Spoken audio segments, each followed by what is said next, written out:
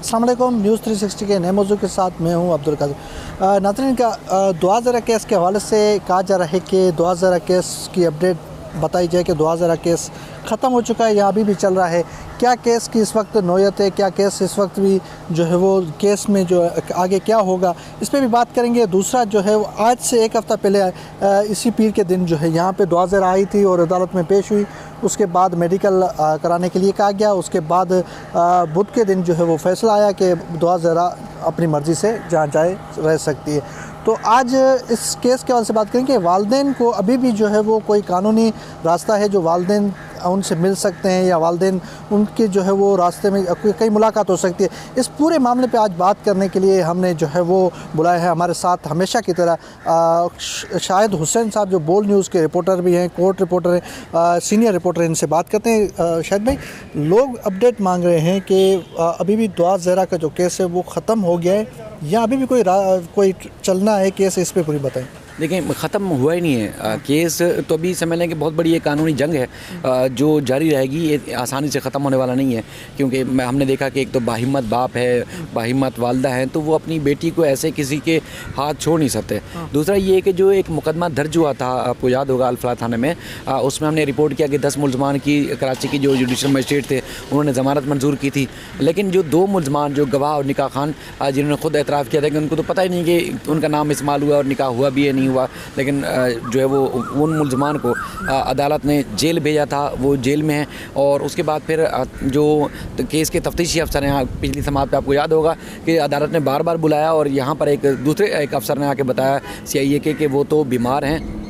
अस्पताल में एडमिट हैं और आ नहीं सकते। तो बहरहाल अदालत ने अब 16 जून को उनको तलब कर रखा है, यानी कि आज से 2-3 दिन के बाद। तो उसके बाद फिर वो पेशरफ्त रिपोर्ट तो वो पेश करेंगे कि आज ज़हीर की गिरफ्तारी क्यों नहीं डाली और इस केस की जो इन्वेस्टिगेशन है वो इन्वेस्टिगेशन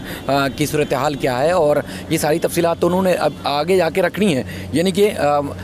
पुलिस के ना केस ख़त्म हुआ है और ना ही जो वालिदैन का केस है वो ख़त्म नहीं हुआ, FIR अभी तक ख़त्म नहीं हुई, यानी कि सिचुएशन अभी बाकी है। दूसरा जो बड़ी और अहम बात ये है कि जो सिंध हाई कोर्ट का हुक्मनामा था जिसमें बच्ची माइनर है और उसके बाद फिर आपके सामने अदालत ने जो है उनका मेडिकल करवाया, उसके बाद फिर वो स्कोप भी नहीं बनता था लेकिन उसके बावजूद मेडिकल उन्होंने करवाया, और उसके बाद फिर लड़की को अपनी मर्ज़ी से जो है वो उन्होंने ज़िंदगी गुजारने का कहा कि वो जहाँ चाहे जा सकती है। और उसके बाद फिर हुकूमत की सवाबदीद का भी तज़किरा हुआ, तो उस पर काफ़ी जो है तहफ़्फ़ुज़ात हैं वालिदैन को।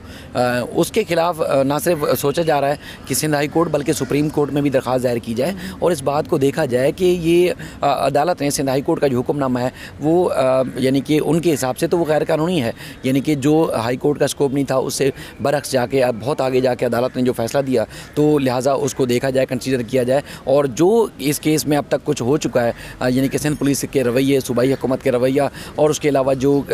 आइनी और कानूनी हिसाब के हट के शरई लिहाज से शादी हो भी सकती नहीं हो सकती, तो सारी जो है मुद्दा सुप्रीम कोर्ट के सामने भी रखा जाएगा। मेरी कल भी उनके जो दुआ ज़रा के वालिद हैं मेहदी अली काज़मी साहब, उनसे गुफ्तगू हुई थी, तो आज यानी कि पीर के रोज़ उन्होंने मुझे कहा था कि शाम के औकात में आपको बड़ी खुशखबरी दूंगा। मैंने अभी तक अपने चैनल के लिए वीडियो नहीं बनाई, लेकिन ये उन्होंने मुझे कहा था, चूँकि वो आपको पता है कि वो हम पे भरोसा करते हैं, हम पे भी भरोसा करते हैं, हम पे भी भरोसा करते हैं, और हमने भी पूरी नेक नीति और ईमानदारी के साथ इस केस के लेके चल रहे हैं। हम लोग गुमराह कर रहे हैं, हम गुमराह नहीं कर रहे, लोग फैक्ट से हट के बात कर रहे हैं। देखें, बात यह है कि किसी मुजरिम को अगर फांसी की सज़ा भी हो जाती है ना, तब भी उसके तहफ़्फ़ुज़ात अपनी जगह पे बरकरार रहते हैं। आप उसके तहफ़्फ़ुज़ात या उसके राइट्स जो है ना वो नहीं छीन सकते। माँ बाप के जो राइट्स हैं वो कैसे आप छीन सकते हैं? तो ये अदालत का फ़ैसला अदालत के हिसाब से बिल्कुल कानूनी होगा। ज़हीर के हक़ में या दुआ की जो उसका स्टेटमेंट है उसकी मर्ज़ी के हिसाब से हुआ है, लेकिन जिनको तहफ़्फ़ुज़ात हैं उनको तहफ़्फ़ुज़ात दूर करना जो है वो ज़ाहिर अदालत नहीं करेगी, लेकिन ये है कि उसके ऊपर बात तो की जा सकती है। उस पर अदालत का अगर कोई फ़ैसला है तो उसमें दायरे की या एक हदूद में रह के तनकीद भी की जा सकती है। तो हम उनको इसलिए भी सपोर्ट कर रहे हैं कि जो उनके साथ हुआ है वो बड़ी जुल्म और ज़्यादती हुई है, यानी कि एक छोटी मासूम बच्ची को जो एक महज एक आप कह सकते हैं कि एक अंदाजे की बुनियाद पर मेडिकल सर्टिफिकेट बनाकर उसको औरत ज़ाहिर कर दिया। उसके बाद फिर आज हम देख रहे हैं कि वो सुकून से ज़हीर के साथ बैठी हुई है, तस्वीरें, वीडियोज़ ये वो। तो मैं एक तो कहूँगा कि अगर ऐसी औलाद जिसको माँ बाप की इज़्ज़त, तकरीम और माँ बाप की जज्बात और एहसासात और उनकी मोहब्बत का अंदाज़ा नहीं है तो बदबख्ती हो सकती है, जो इतनी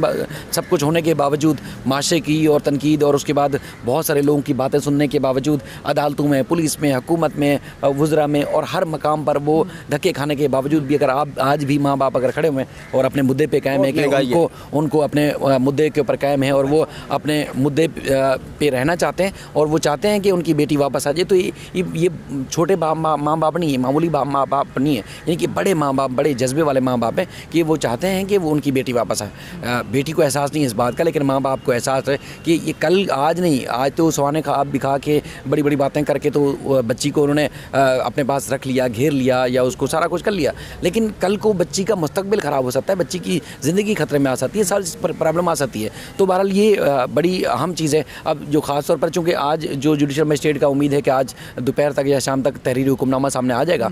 जो मेन जो केस है FIR में, जिसमें 2 मुल्ज़मान जेल में हैं और उसके बाद फिर ज़हीर की गिरफ्तारी या दुआ ज़हरा की वापसी के हवाले से जो तहरीरी हुक्मनामा है और उसके बाद तफ्तीशी अफसर को किस कंडीशंस में अदालत ने पाबंद किया है कि वो आए और तफसीली रिपोर्ट पेश करें, वो आज जब आ जाएगा हम कोशिश करेंगे कि फर्दर भी इसमें अपडेट दें। लेकिन 16 जून जो है वो ज़्यादा इंतहाई अहम इसलिए भी है कि तफ्तीशी अफसर क्या रिपोर्ट पेश करते हैं, यानी कि जो खदशात तहफ़्फ़ुज़ात वालिदैन को थे कि पुलिस ने नाइंसाफ़ी की, पुलिस ने वो रवैया इख्तियार नहीं किया जो दूसरे केसेस में इख्तियार करती है, तो इसका मतलब ये है कि फिर ये कानून बनाने का क्या फ़ायदा था। सूबाई हुकूमत का किताबों में और बड़े दावे करना और नेशनली और इंटरनेशनली सतह पर जो है अपने आप को ये ज़ाहिर करने की क्यों कोशिश की गई, जिन कवानीन पर अगर अमल दरामद नहीं करना, यानी कि 16 और 18 साल की उम्र की हद का अगर आपने फ़ायदा नहीं उठाना या आवाम को अपने आवाम की या लोगों की बेटियां महफूज नहीं हैं इस कानून के पास होने के बावजूद, फिर ये कानून तो रद्दी की टोकरी है। यानी कि उस दिन ये फैसला होगा कि क्या जो पुलिस है वो रिपोर्ट अपनी जब पेश करती है तो उस रिपोर्ट में वो क्या लिखते हैं, क्या ज़हीर को उन्होंने बरी ज़िम्मा करार दे दिया है,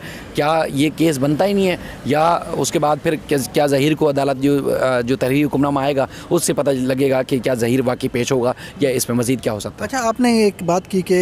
जो निकाह जिसने पढ़वाया वो कह रहे हैं कि मैंने निकाह नहीं पढ़ाया, अगर क्या उसके नाम निकाहनामे पे हैं जिसने निकाहनामा पढ़ाया, अगर वो नहीं मान रहे तो इसमें इसका मतलब कि निकाह जो जायज़ होता है कि नहीं? देखिए वो तो तस्लीम कर रहा है, हमने खुद स्टेटमेंट उसके चलाए हैं कोर्ट रूम में, जब उसका बयान हुआ था, जब जज ने भी पूछा वहाँ, तो वो खुद बार बार कह रहा था कि उसका तो निकाह हुआ ही नहीं है। लेकिन पुलिस की गफलत और लापरवाही ये है कि जिन दीगर जो मुल्ज़मान को पकड़ा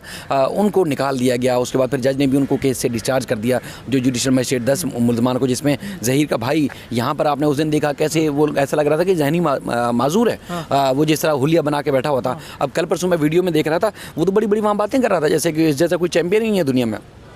ज़हीर का भाई यानी कि यहाँ पर वो इस तरह लाचारगी और बेचारगी ज़ाहिर कर रहा था, और वहाँ लाहौर जाने के बाद जब यहाँ से ज़मानत पर या केस से डिस्चार्ज होने के बाद जब वहाँ पहुँचा तो उस जैसे कोई दुनिया का एक अक्लमंद आदमी नहीं है। तो ये मतलब बुनियादी तौर पर ये एक मकार और एक समझ लें कि एक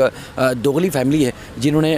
दुआ के साथ जो है वो आगे उसका मुस्तकबिल ख़राब कर सकते हैं, इसलिए तो माँ बाप ज़्यादा फ़िक्रमंद है। ये आगे देखना पड़ेगा। बाकी ये है कि ये केस ख़त्म नहीं हुआ, केस में चूँकि वो 2 मरकज़ी जो मुल्ज़मान हैं अगर उनका कसूर ना होता तो जुडिशल मजिस्ट्रेट दीगर जो मुल्ज़मान थे उनको छोड़ दिया था, इनको भी छोड़ देते हैं। जो शुरू में 2 मुल्ज़मान गिरफ्तार हुए थे उनको अदालत ने जेल भेज दिया था। अब जो केस में 16 तारीख को का जो दिन है 16 जून का, वो बड़ा अहम है। उस दिन ये इस केस का तयन होगा कि क्या केस मज़ीद चलेगा या ज़हीर और दुआ की जो वापसी है वो इस केस की या उस केस के जो तफ्तीशी अफसर हैं उससे जुड़ी है कि वो आगे क्या पेशरफ्त रिपोर्ट पेश करते हैं। जी नाज़रीन, आपने सीनियर रिपोर्टर की बात सुनी। 16 तारीख को जो है वो दोबारा ट्रायल कोर्ट में